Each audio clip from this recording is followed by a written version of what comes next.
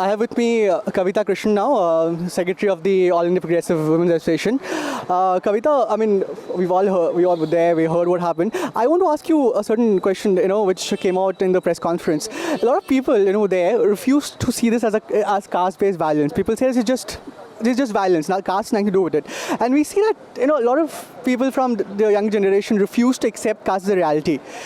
Why do you think that's the case? Well, I think it's a willful kind of delusion. It's not that they don't respect caste reality. When they plan to get married, they will very much respect caste reality. When they look down on Dalits or won't touch them, they will respect caste reality. It's just that when, in fact, their own questions are reflecting caste reality and their sense of it, because they are saying, why did you take the name of the castes of the perpetrators? Okay. My simple question to them is that, we didn't take the name of the caste. Cobra Post hasn't said these are Bhumihars who've done this. They've said Ranveer Sena people did it, and the Ranveer Sena people did it in the name of the caste. That doesn't sully the whole caste. That doesn't. Okay, it's perfectly true that when a man rapes and we say, well, a man raped someone, we don't say, oh, all men, It's the same thing. The point is they are taking it like that because they feel a sense of affiliation with the Ranveer Sena. All right, so I think that's it. And the other thing to recognize in this is a reality that it was not only caste violence. Okay, people say caste war very easily.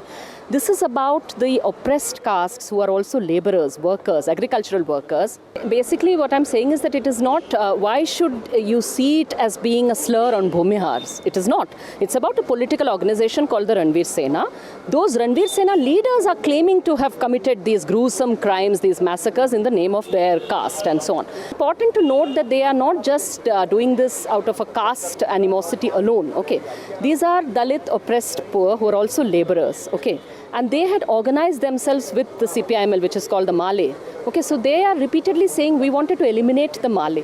What had Male done there? They had organized the laboring poor to demand greater wages, and they had committed the temerity of winning 2 assembly elections just prior to the Bathanitola massacre. The Bathanitola massacre was an answer to the 2 CPIML MLAs who won in Saharan Sandesh. Okay, so this thing that these are Ugravadis.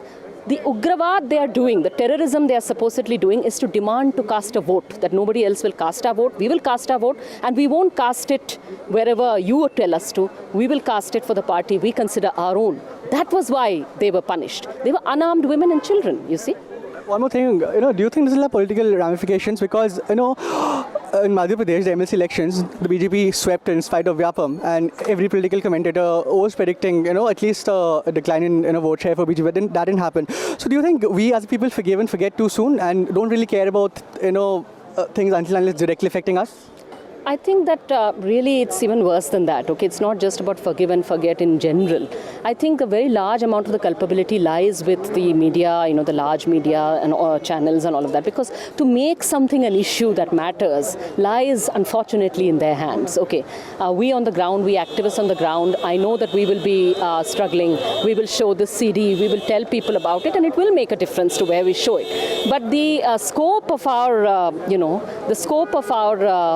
power to reach out is far, far less than the scope of the channel that is reaching into every home. Okay, and I think that for the channels to actually make it an issue would actually change things. Okay, but unfortunately, I don't know whether that is going to happen. But I still think that definitely this is something which raises political questions, not just about the BJP, but as Siddharth said right at the end, it raises questions about the culpability of the RJD. After all, the police was under the RJD, and they were absolutely close by, and they shut their eyes and ears to the fact that people were being killed in broad daylight in Bathanitola.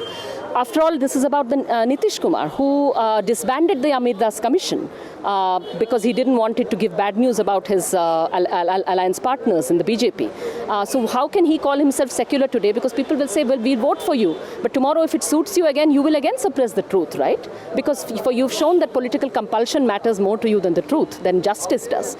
And of course, there are a host of other questions. The question I raised there, that after Brahmeshwar Mukhia, the head of the Ranveer Sena, was killed, then the Ranveers went berserk in Ara town. They attacked a Dalit hostel, okay, of young Dalit boys who study in a Dalit hostel in Ara. And Nitish Kumar was then the chief minister. So I don't think the questions are going to rest only with Murli Manohar Joshi, Sushil Modi, CP Thakur, the BJP. Of course they will. Those are very, very important questions and we must ask them. But this is not about scoring a point of the BJP versus the JDU or the JDU versus the BJP. This is about saying Will the issues of the Dalits and oppressed castes of Bihar be an issue in the election? Will they have a say? And I hope, as I'm going to be campaigning in behalf of the left parties, and I know that we will strive to make this have a say. One final question, Kavita. I noticed that most of the bigger media houses which had come in were were Hindi language channels. Very few English news channels came in, I think, apart from NDTV. What do you think is the reason? Well, nation doesn't want to know. It's strange. I mean, you'd expect the English media to be interested in the story. It's a big story after all. There are so many big stories, that's what I mean, that those who are the newsmakers, those who shape opinion, public opinion in this country, those who claim to say we will decide what the nation wants to know and what it doesn't, they are the ones who don't pursue stories like this, which are really explosive, exposés. They are the ones who don't ask who are the political backers of these, who covered up these massacres, who funded the killers, etc. They're the ones who don't ask why is it that all the Sanghi terror cases are being sabotaged. They would love, they make sensational stories about every terrorism case. Okay, these are terrorists on camera. Why not? You made a thing about a terrorist on camera supposedly caught in Kashmir. Okay, some madman on camera whom they said was a terrorist. What about this terrorist? These terrorists on camera. This should be on 9 p.m. news until and unless the courts do something about it. It should be there every day, but it won't because of the vested interests which are there. If you enjoyed that, click up here to support us and down here to subscribe. Be sure to check out our older episodes and the other stuff we do, like Can You Take It, I Agree, panel discussions, comics and animations, and much, much more.